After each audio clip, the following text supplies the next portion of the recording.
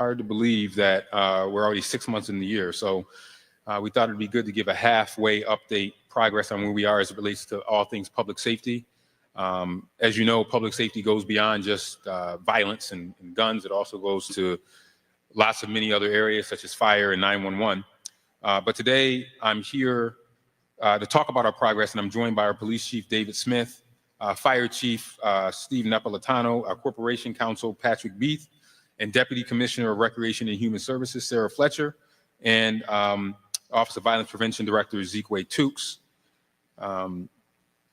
So as you know, Will Rogers once said, even when you're on the right track, you'll get run over if you just sit there. And we are not just sitting there, we are moving forward with the work of ensuring that we make Rochester a safe city. Just a couple of quick numbers I want to hit. From 2021 through the end of 2024, as you know, I look at this over our 5-year average.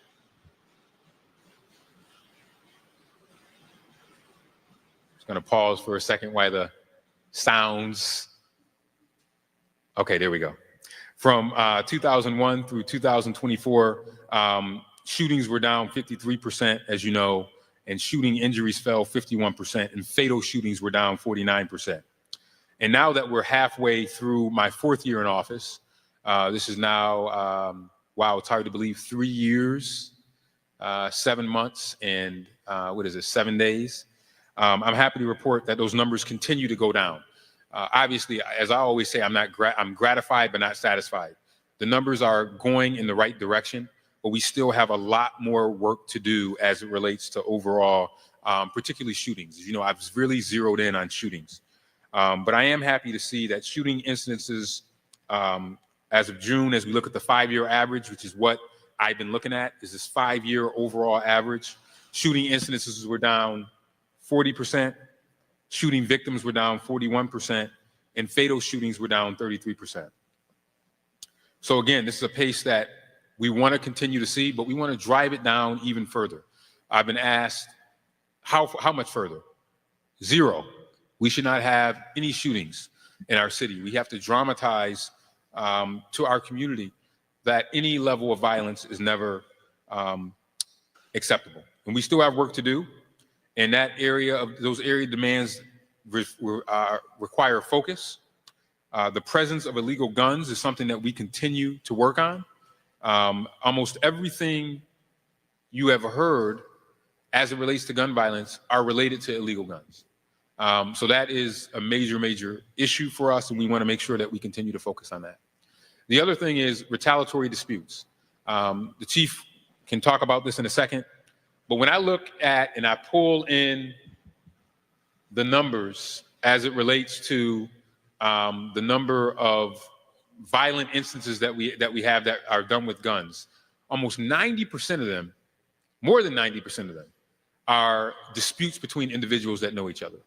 When you have someone shooting somebody because they're sitting in a seat where they were sitting, or someone shooting someone because they did not like the way they looked at them when they were out, or some of the ones that we see very regularly on a regular basis are disputes over social media. These are all nonsense disputes that lead to violence that we're not going to tolerate. The other thing I want to add as it relates to the shootings and gun violence is that we have continued our process of investigating every single shooting as if it is a homicide. And I think just this morning, you should have just gotten a release that came out. I think it came out this morning. Parcells Avenue last night, that came out. And again, that's the work of us taking every single shooting extremely seriously. And that's important for 2 reasons. Number one, it sends the message that if you perpetrate a shooting in the city, that we are going to do everything we can to arrest you and make sure that you're held accountable. And that's important. You know, this mean streets narrative that you often get is a narrative that we want to put aside. It's a false narrative, and we believe that there should not be any shootings in the city of Rochester, but we have work to do in order to do that. And I want to thank the community for their work in helping us solve many of these shootings that we have seen over the years. But a lot of this is also a representative of the work with our GIVE program, in which we are focusing in on individuals carrying illegal firearms, targeting those individuals, and then making sure that they are apprehended so that way they cannot use those firearms. An illegal firearm in a dispute is a recipe for disaster, and that is where you see a lot of these shootings happen. There was recently a study in the American Journal of Public Health that examined 3,000 assault shootings in the city of Philadelphia over 3 years. And people who carried guns were almost 450% more likely to be shot than those who didn't. People who had the opportunity to defend themselves had an even better chance of getting shot. They were almost 550% more likely to get shot than people who didn't carry a gun. And most of these folks were carrying illegal firearms. So I support the Second Amendment. I support the right to bear arms, but we have to continue to zero in on illegal gun carriers. And that is why our gun-involved violence elimination program is so important. We encourage people to go to the county clerk's office, fill out a permit form, and do it the correct way. That is what we want to do. And the chief will tell you how many guns we've taken off the streets in the first 6 months of the year. But that is extremely, extremely important for us as we talk about the carrying of guns. I'm going to have Sarah and Zeke. They will talk about a lot of the prevention efforts that we are working on over the next half of the year, and particularly the summer. And then at the end, I'll come back and talk about some of our focus areas in which we are working on. The chief will also mention these items: Charlotte Beach, the transit center, areas of our East End. These are issues where we've had some problems crop up over the last couple of months. You will see us continue to talk about those areas as well. But before I continue to talk about that, I want to turn it over to the chief to talk about the efforts of the Rochester Police Department, get in behind some of the numbers, and then we'll go right on down the line. Chief. Thank you, Mayor. I'm going to throw a lot of numbers at you. Before I do that, remind everyone, all of our data is available on our open data portal to the public, and also with our partners at Measures for Justice. And I'm sure Captain Bello is going to be kicking out some of the numbers I talk about today in a release. The shooting numbers, the mayor covered, so I will probably just breeze over those. So we continue to have a lot of moving parts in the Rochester Police Department. Calls for service-wise, our response times have remained consistent. I can tell you, looking at the numbers, we average between 900 and 1,000 911 calls a day for the Rochester Police Department. Going down the list here, I have homicides. So this year we have had 15 year to date. Last year at this time we had 16. I'm happy to report that 9 of the 15 cases, that's 60%, are closed. The mayor touched on shootings already, so we'll let that go. Our burglaries are down. We've seen a 40% decrease in burglaries. As the mayor mentioned earlier, guns recovered off the street so far this year, the Rochester Police Department has taken 322 guns off the street in the city of Rochester year to date. We continue with our many public safety and quality of life initiatives. So the East End Bar District continues. Again, happy to report we have had 0 incidents of gun violence at the East End since the special event zone began. We also continue our quality of life details at both of the beaches, both Charlotte Beach and Durand Beach. We continue quality of life details at the Transit Center, at Parcel 5, and at MLK Park. On the stolen vehicle side, we continue to partner with the New York State Police, as well as the county sheriffs and some of the town agencies, in the DOVE initiative, which is the Drivers of Violence Enforcement. Those details run 1 to 2 times a month. They're very large, manpower-intensive details, and we go out and look for stolen cars. Sometimes there's upwards of 50 to 60 officers when those details go out. Year to date, I can tell you the DOVE initiative has recovered 105 stolen vehicles. They've done 884 traffic stops, written 1,132 traffic tickets.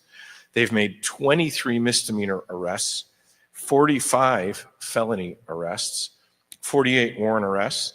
During the process of this, they've also gotten 15 illegal guns off the street that was in those vehicles, and 5 kilos of cocaine that were also in the stolen vehicles. On ATV details, we continue our multi-agency details using New York State Police Aviation, as well as our partners from Monroe County. So far this year, we have seized 84 unregistered illegal dirt bikes and ATVs from the streets of Rochester. My special investigation section, or my narcotics unit, continues to do search warrants on drug houses. So far, 6 months in, we have done 86 search warrants on drug houses in the city. That has led us to recover 20.5 kilos of cocaine, 3.6 kilos of fentanyl, and 2.1 kilos of methamphetamine. Our traffic unit continues doing traffic safety checkpoints, specifically in the Lake Avenue corridor, some in the Lyle Avenue corridor. We have written 506 speeding tickets this year to date, as opposed to 313 at the same time last year. From the non-law enforcement side of the department, some updates. The Rochester Police Department was reaccredited with New York State in March. We got our 5-year extension and certification. No easy task, a lot of standards that have to be met, so we're extremely proud of that.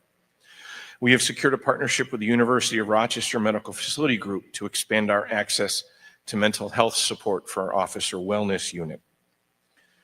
Our budget is once again balanced, achieving a responsible and sustainable plan moving forward. On the training side, we have concluded our integrated communication assessment and tactics training for all members of the department. Upcoming, we're very excited, we're going to have ABLE training rolling out for all members of the department, which is active bystander for law enforcement training. Basically, that's duty to intervene. On the recruitment side, we have 13 new recruits from Workforce Development Program. They began the academy last night. We have 20 last month. We have 20 recruits in the academy in total right now.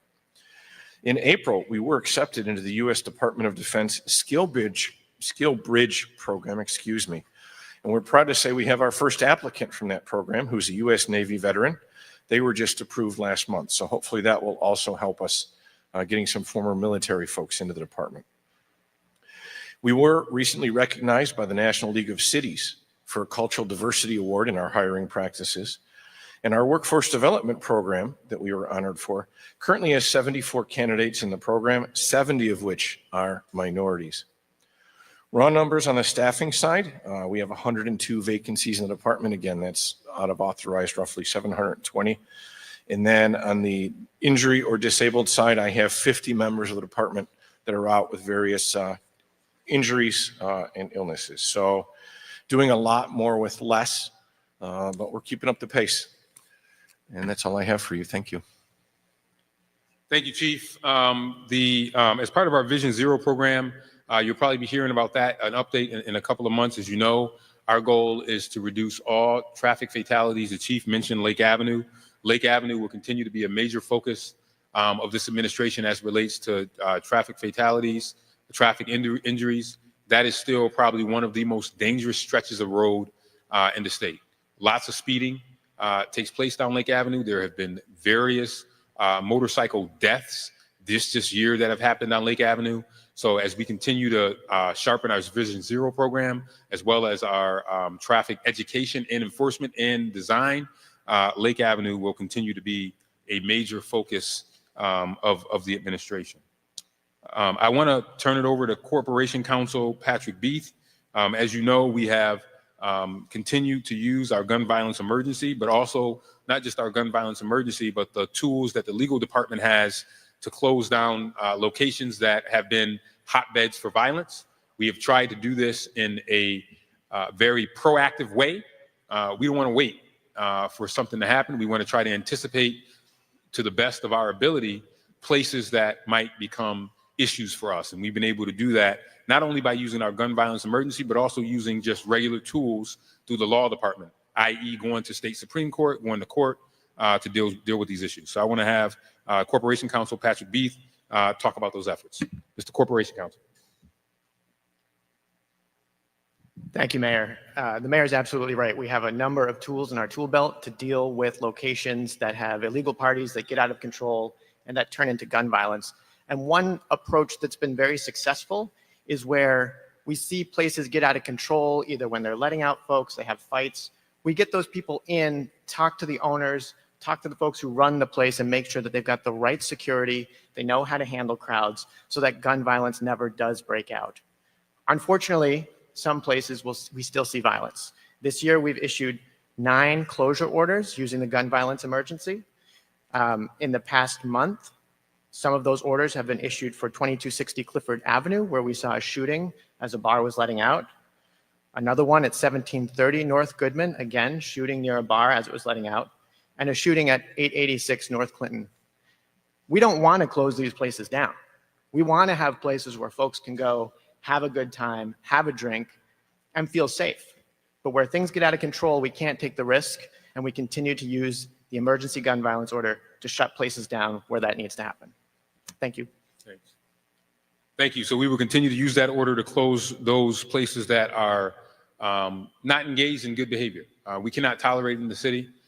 Residents have made it very clear to me on many occasions that they don't want disorder, violence taking place in their neighborhoods. And this is where the gun violence emergency has come in, as well as our tools at the legal department, and we will continue to do that. I want to have Sarah and Zeke come up and talk about our prevention efforts. I want to implore parents, as the summer is heating up, we know that summer goes extremely fast. There are so many opportunities for young people to take advantage of opportunities in our R centers, where we serve both breakfast and lunch. We believe that one of the safest places for our young people to be, where they can stay out of trouble, is in our R centers. That's if they're not working. Yesterday, we kicked off the Summer of Opportunity program.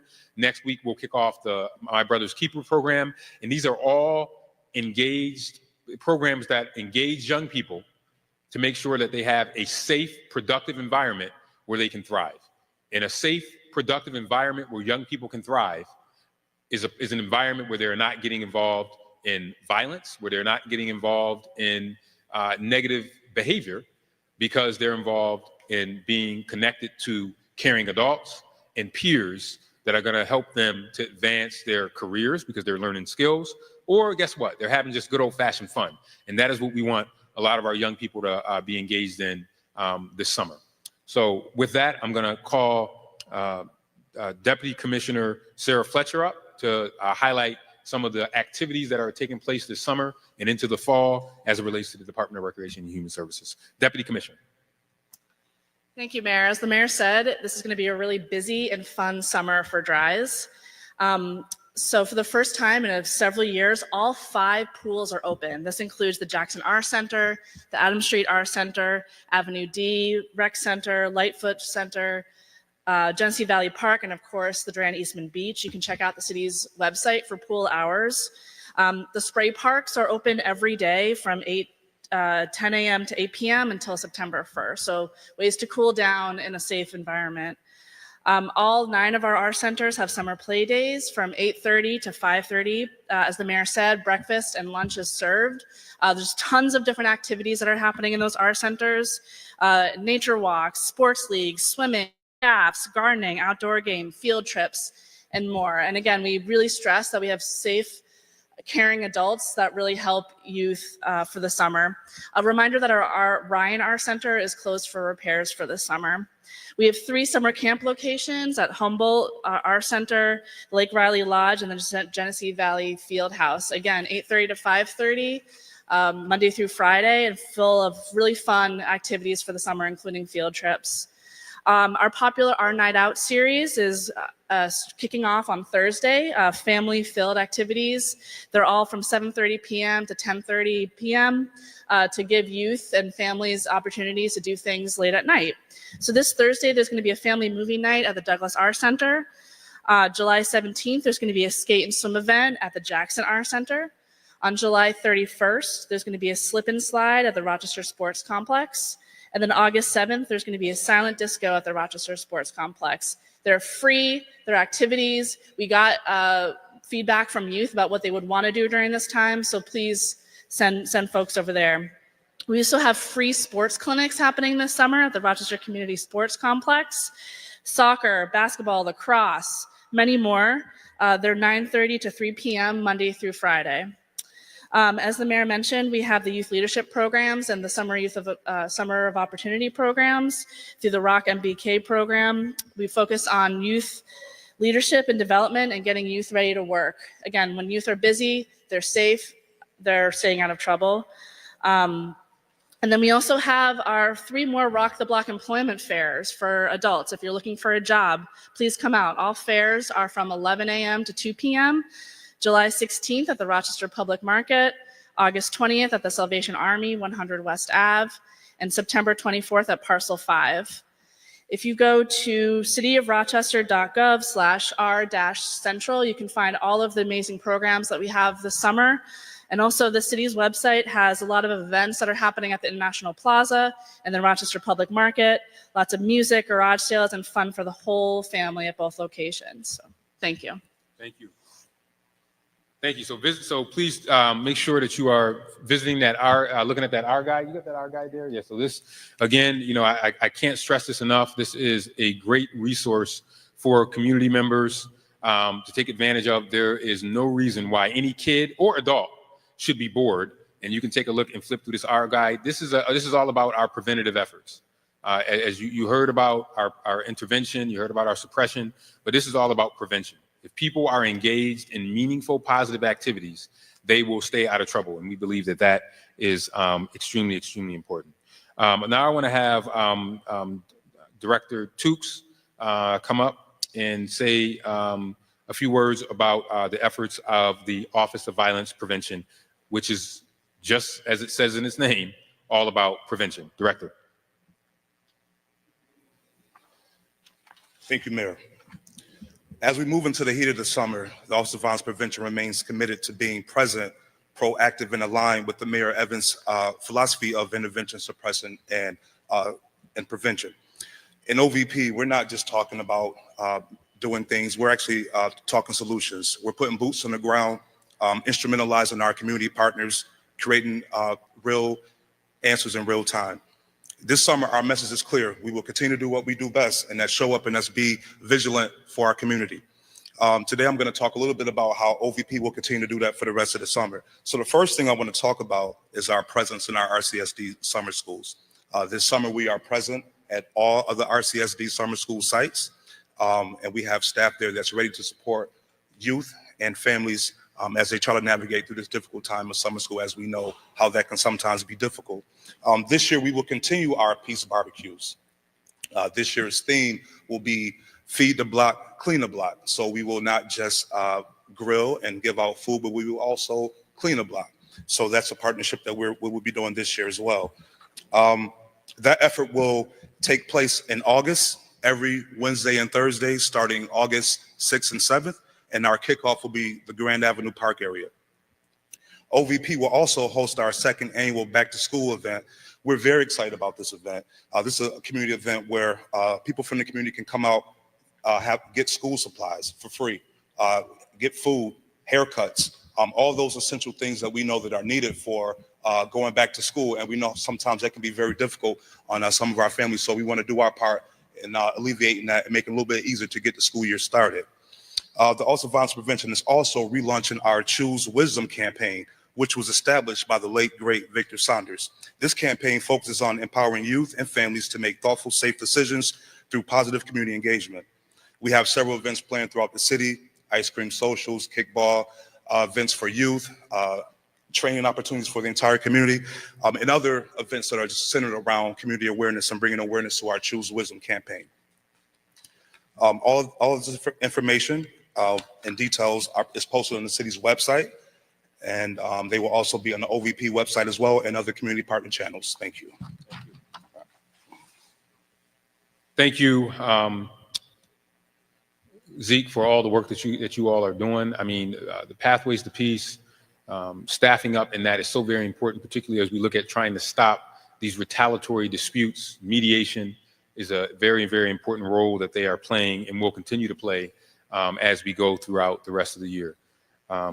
Now, switching gears to fire, The chief will come up and give an update from the Rochester Fire Department. I will just say that we have seen, particularly over the summer, lots of accidental fires that actually cause a lot of damage, just not to the properties, but to the neighborhoods around it. So I will have Chief Napolitano touch on those items and a couple of other things that relates to public safety. I remind people that public safety in the city of Rochester runs the gamut from 911, 311, fire, police, EMS, preventative efforts like the Office of Violence Prevention, as well as the fire department. So with that, I'll turn it over to Chief Napolitano. Thank you, Your Honor. As we reach the midpoint of 2025, the City of Rochester Fire Department remains dedicated to improving public safety through innovation, community involvement, and operational excellence. We're proud to share key achievements from the first half of the year and outline our priorities for the summer months. Total requests for service in the first half of 2020, the total requests for service in the first half of 2025 we've responded to 20,237 calls for services compared to 19,268 in the same period last year. That's an increase of 5%. Of these requests, 728 are fire-based incidents, including 282 working structure fires, 10,335 emergency medical service requests, and thus far we've protected 153,262,000 total value protected from damage. Regarding our personnel, our current firefighter recruit academy is scheduled for graduation on the 17th. We have promoted 6 lieutenants and 4 captains thus far in 2025, and we've conducted 86,622 hours of skill competency training and professional development for our team. Our fire investigation unit has a total of 442 responses for incidents and follow-up investigations.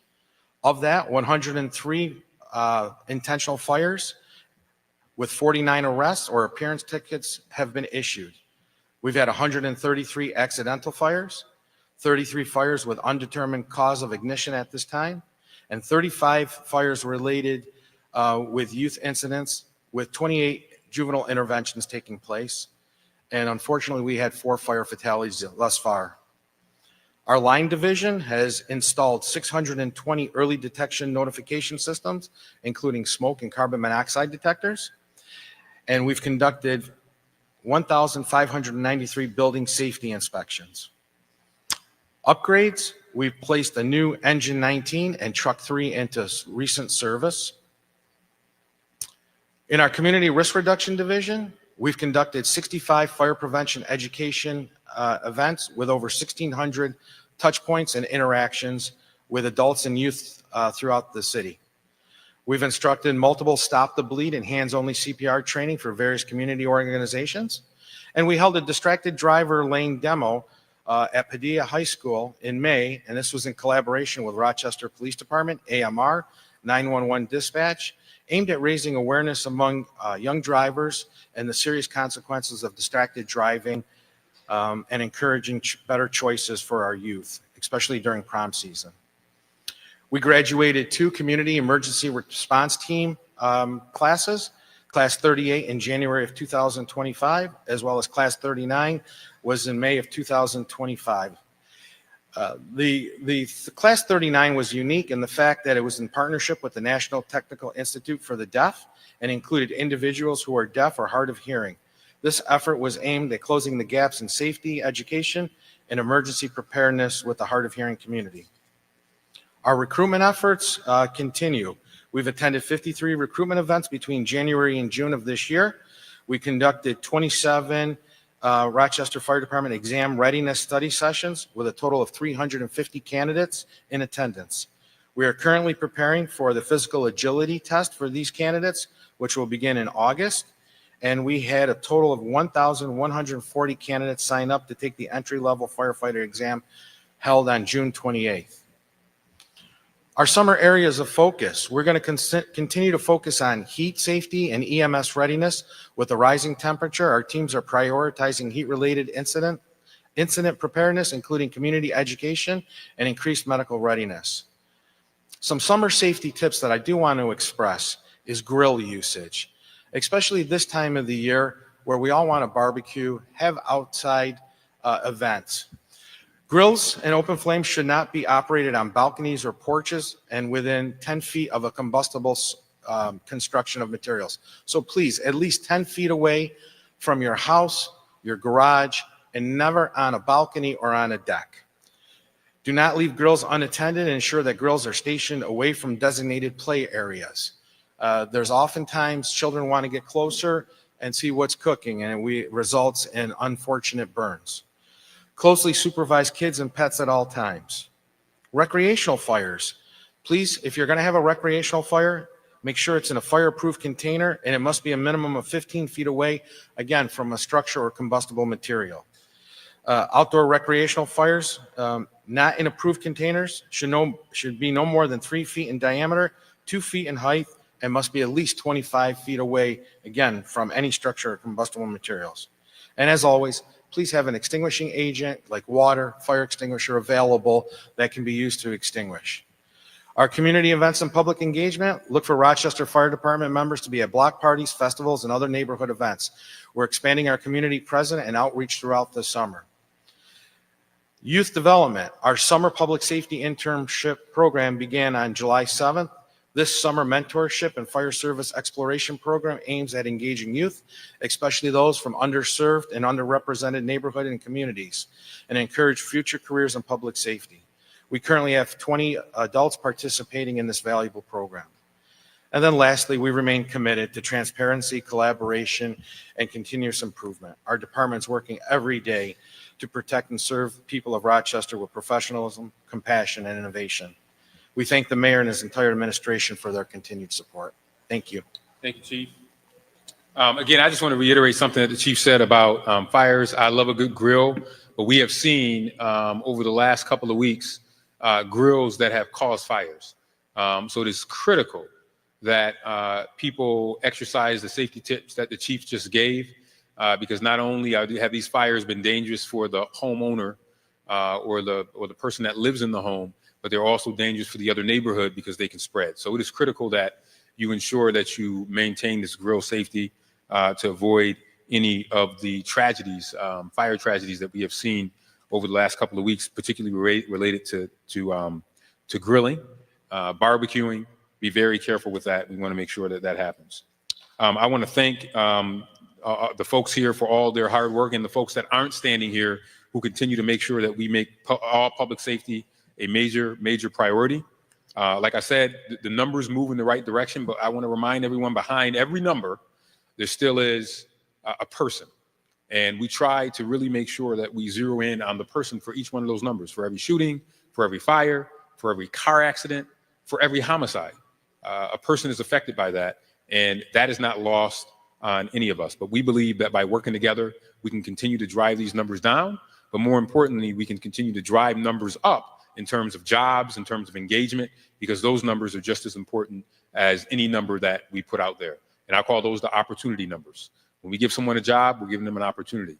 When someone comes to one of our Rock the Block fairs, we're giving them an opportunity.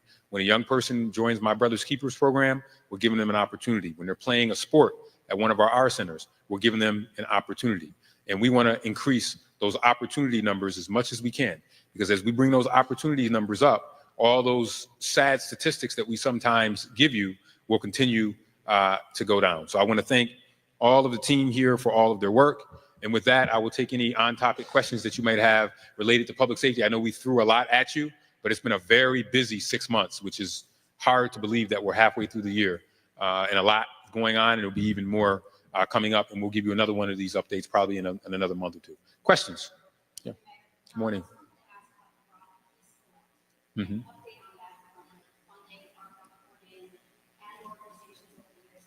Yeah, great question. The Rock Peace Collective is still going on. We are now in round 2 of funding folks, and after we end this round, stay tuned. We probably will have a round 3. but it's been going well. We are happy with the organizations that are included in the Peace Collective, and we'll have probably an update after this second round is done. There's still programs that are running as part of the second round, and then after the second round, we probably will move to a third round, maybe bigger, maybe smaller. It all depends on where we end up after the second round. But yeah, it's still moving. These organizations are still doing great work, and we were happy that we were able to do a second round. And for this second round, some were ARPA funds, some were not ARPA funds. And now that we've completely weaned off ARPA, any future Rock Peace Collective funds will have to be grants from outside sources or money that we will find within the organization. How many do we have now? 23. So we have 23 groups right now, which is great. 23 great groups. And we believe that a lot of the numbers that you see in terms of the preventative efforts are the result of the hard work of these 23 groups that are a part of the Peace Collective. Any other questions? Okay. Well, thank you everybody for coming. We'll get a release out to you on some of these items that we highlighted. Communications will be sending out a release on some of this stuff in the next hour or so. And we thank you for coming, and stay tuned to the next update. I'm sure I'll see some of you later this week. Thank you.